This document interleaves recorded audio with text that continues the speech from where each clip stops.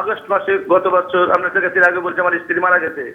তো আমি আগস্ট মাসে আমার মেয়ে থাকে বাইরে, আত্মীয় স্বজনকে ডেকে এনে গরিব মানুষের কিছু খাওয়া দাওয়ার আয়োজন করবো এবং দোয়া খায়ের আয়োজন করবো। এটা শরীয়ত কতটুকু সম্মত দেয়।